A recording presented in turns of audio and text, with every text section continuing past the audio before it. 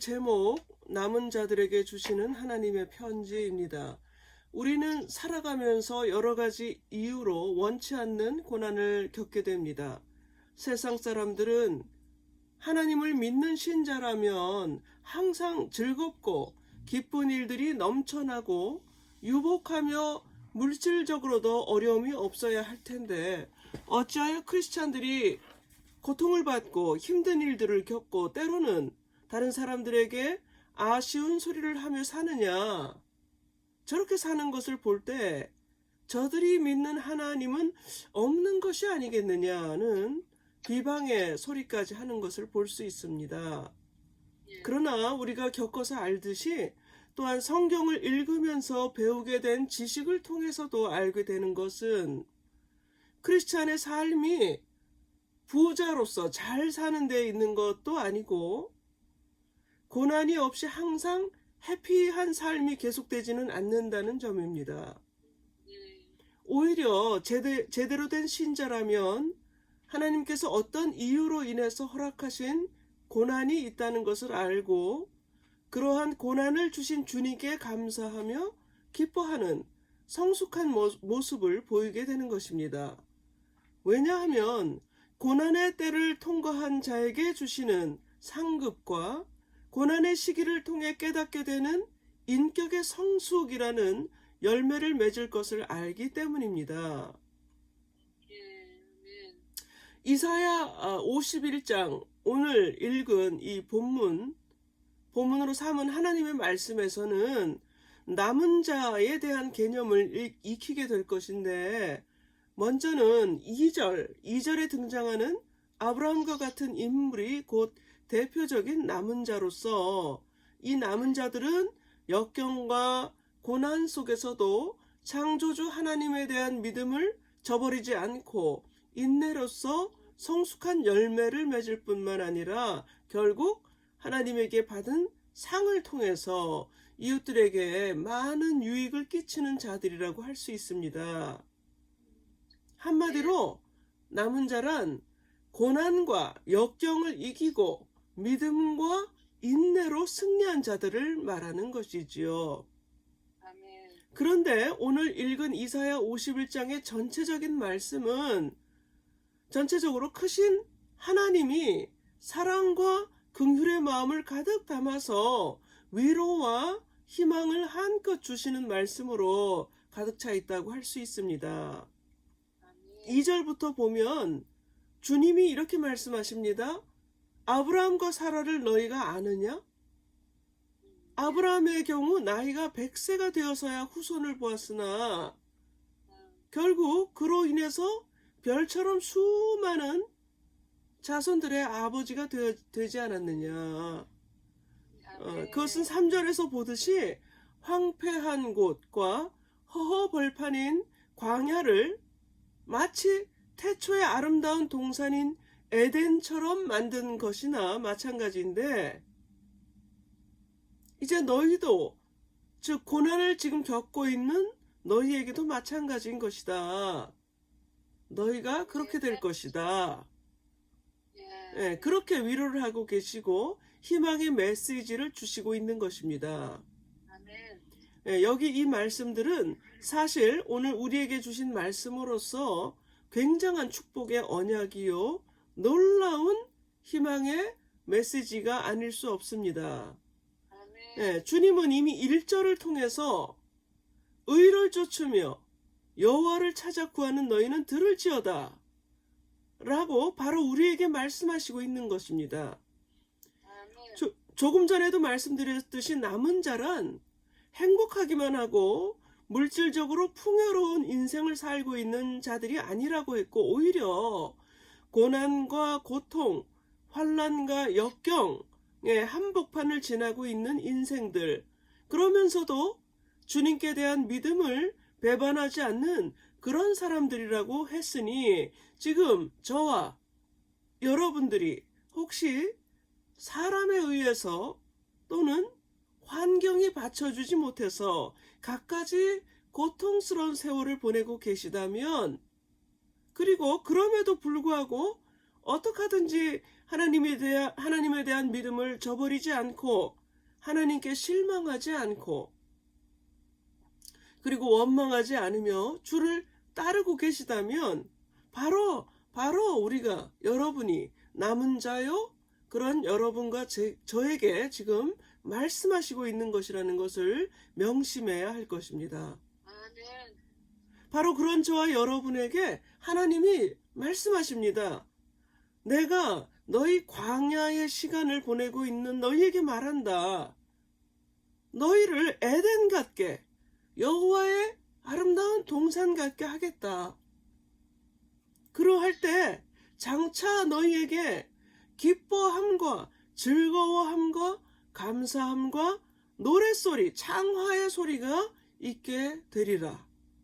아멘. 여호와께 감사하세, 주를 찬양하세, 할렐루야.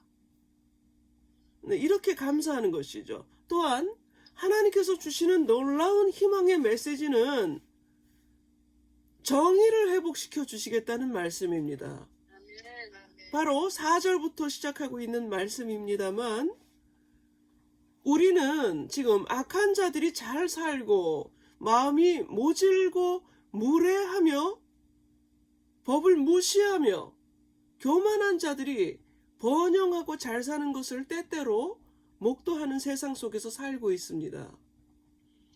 어떤 이들은 간교하고도 이중적인 태도를 취하며 강자에게는 약하고 자기보다 약한 자에게는 강한가 하면 아무렇지 않게 거짓말로 남의 것을 빼앗으면서도 자기가 그런 것이 아니라고 다른 사람이 그런 것처럼 덮어씌우는 그런 사람들을 목격하기도 합니다.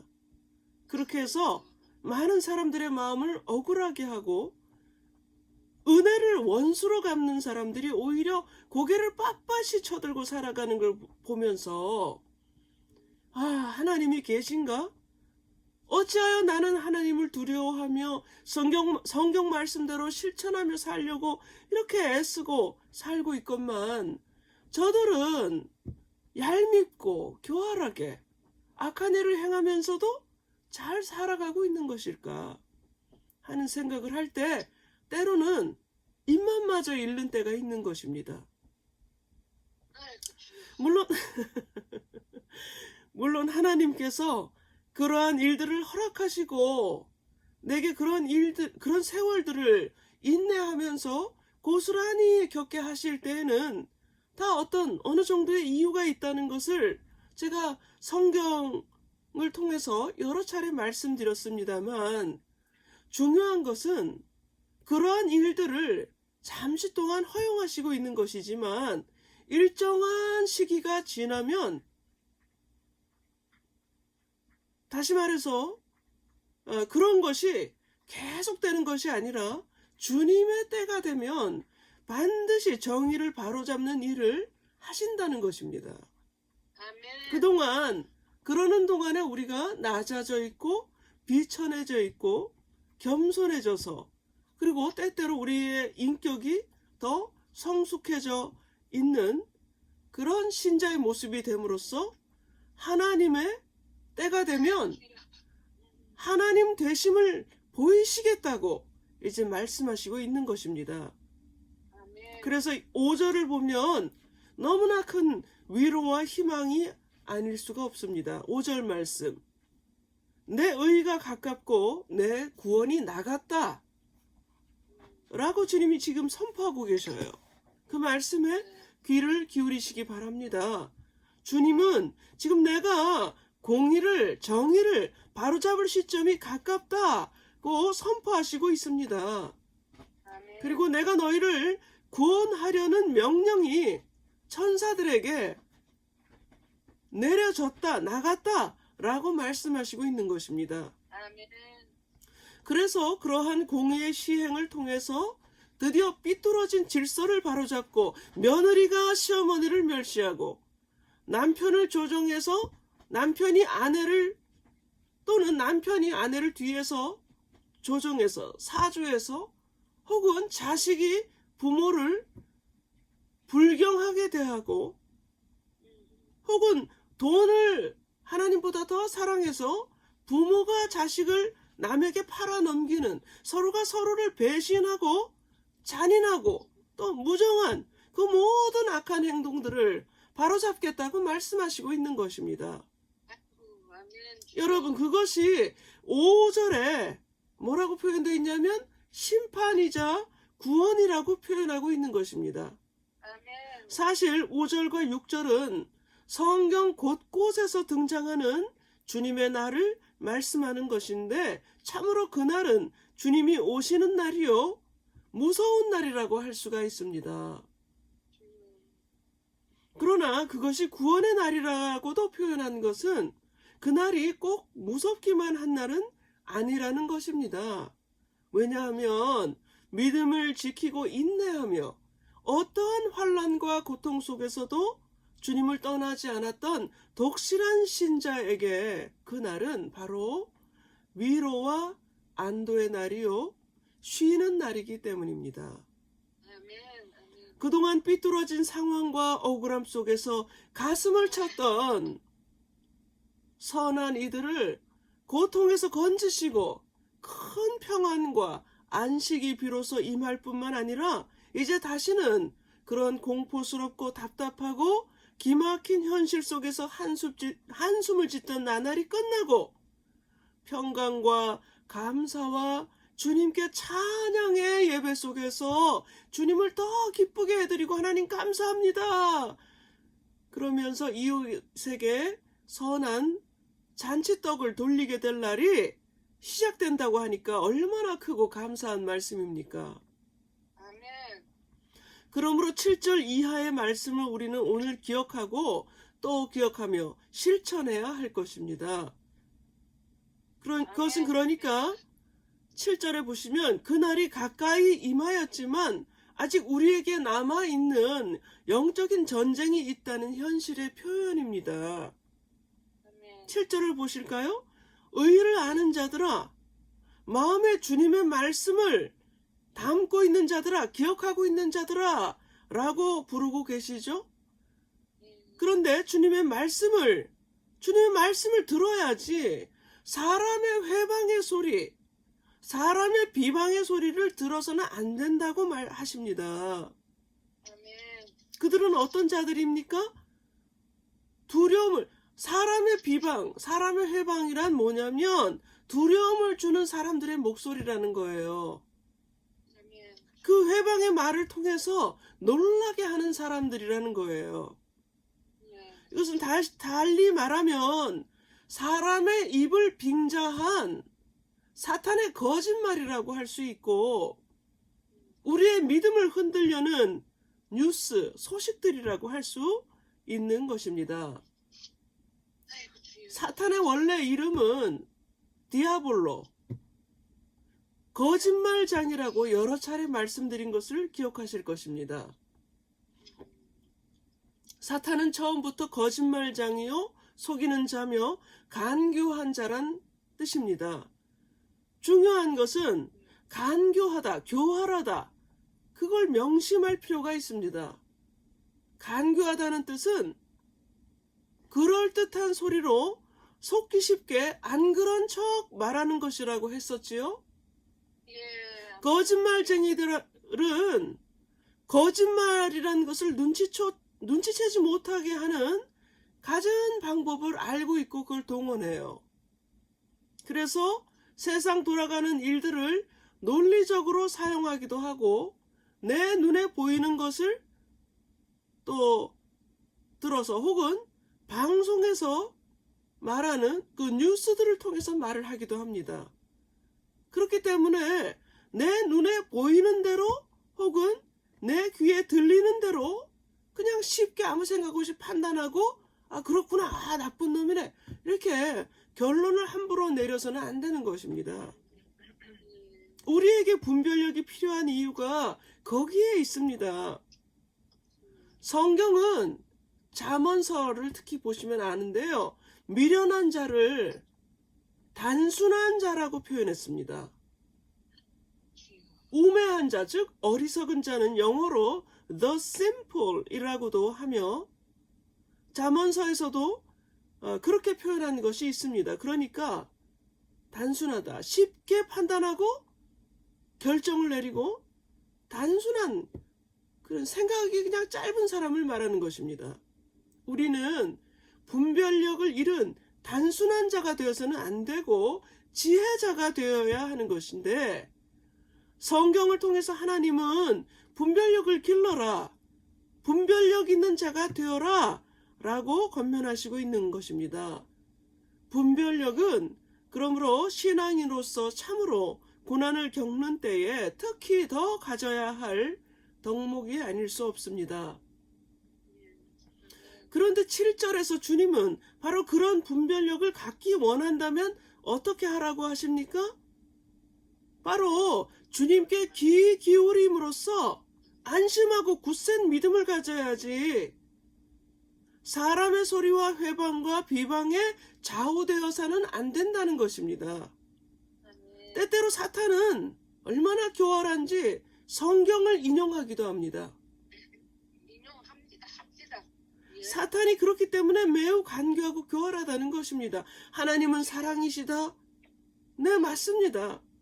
그래서 그것을 사탄이 어떻게 인용하나요? 불의한 일인데도 불구하고 사랑을 빙자해서 불의한 자에게 협조하라고 합니다. 여러분, 그러한 것은 사랑이 아닌 것이라 불의한 일을 더욱 부추겨서 오히려 하나님 일을 방해하려는 사탄의 아주 깊은 전략, 간교한 소리인 것을 알아야 합니다. 그렇게 해서 수많은 사건 목사들이나 잘못된 교회의 지도자들이 순진한 성도들을 잘못된 길로 이끄는 것을 많이 보지 않았습니까?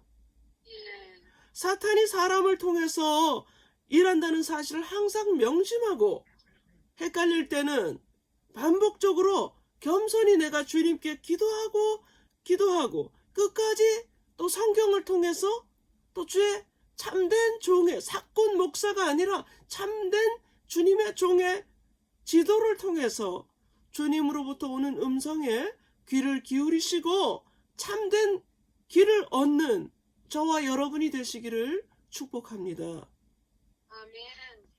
결국 8절을 읽어보면 알 수 있듯이 그렇게 하다가 보면 8절에 보세요. 사탄이 어떻게 된다고요? 결국 옷에 좀같이 먹히며, 좀벌레같이, 양털에 좀벌레같이 사라지고 죽어 없어지게 된다는 것이에요.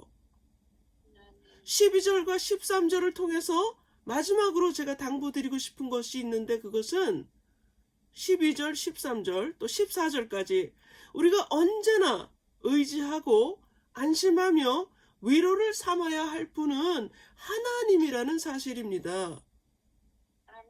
12절부터 14절까지 함께 읽고 오늘의 말씀을 마치고자 하는데, 함께 읽겠습니다. 12절부터 14절 큰 소리로 이르시되 너희를 위로하는 자는 나 곧 나이니라. 너는 어떠한 자이기에 죽을 사람을 두려워하며 풀같이 될 사람의 아들을 두려워하느냐. 하늘을 펴고 땅의 기초를 정하고 너를 지은 자 여호와를 어찌하여 잊어버렸느냐. 너를 멸하려고 준비하는 저 학대자의 분노를 어찌하여 항상 종일 두려워하느냐. 학대자의 분노가 어디 있느냐. 결박된 포로가 속히 놓일 것이니 죽지도 아니할 것이요 구덩이로 내려가지도 아니할 것이며 그의 양식이 부족하지도 아니하리라. 이 말씀을 이 한 주간도 명심하면서 항상 거짓된 소식들은 과감히 던져버리고, 사탄아, 거짓말장이야, 내가 주 예수 이름으로 명하노니 내게서 물러거라 선포하고 우리에게 기쁨과 감사의 새날을 주실 주님을 찬양하는 한 주를 보내시길 예수님의 이름으로 축원드립니다. 아멘.